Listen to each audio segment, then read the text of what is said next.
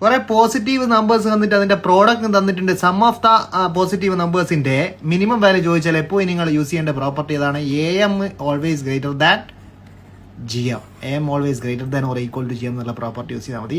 ഇപ്പോൾ കുറേ നമ്പേഴ്സിന്റെ 2 നമ്പേഴ്സിന്റെ A M കാണാൻ എപ്പോഴാണ് A+B/2 ജി എം എന്താണ്? റൂട്ട് ഓഫ് AB ആണ്. പക്ഷേ കുറേ നമ്പേഴ്സ് ഉണ്ടെങ്കിൽ എങ്ങനെയാണ് ജി എം കാണുക?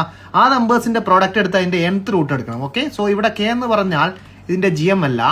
K എന്ന് പറഞ്ഞാൽ ജസ്റ്റ് പ്രോഡക്റ്റ് മാത്രമേ ആയിട്ടുള്ളൂ. ഓക്കെ, സോ K എന്ന് പറഞ്ഞാൽ എന്താണ്? A1 into A2 into etcetera n. So G M എന്ന് പറഞ്ഞാൽ ഞാൻ പറഞ്ഞുതരാം. ജി എം എന്തെടുക്കണം? ഈ പ്രോഡക്റ്റിന്റെ nth റൂട്ട് എടുക്കണം. സോ K⁻1/n ആണ് ഇവിടുത്തെ ജി എം.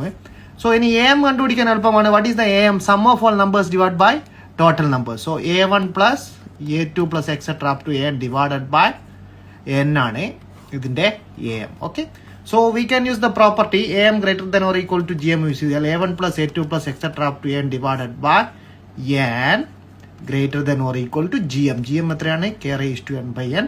സോ നമുക്ക് വേണ്ടത് സം ഓഫ് നമ്പേഴ്സ് ആണ്. So numerator a1 plus a2 plus etc a4 plus etc up to n. ഈ n അങ്ങോട്ട് വരും.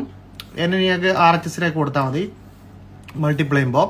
n is a positive, so ധൈര്യമായിട്ട് മൾട്ടിപ്ലൈ ചെയ്യാം. So n into K⁻1/n. So this is minimum എത്രയായിരിക്കും?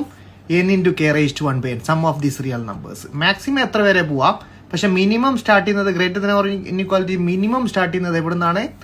n into K⁻1/n. That's answer. So we have the answer here, n into K⁻1/n, B option. Okay.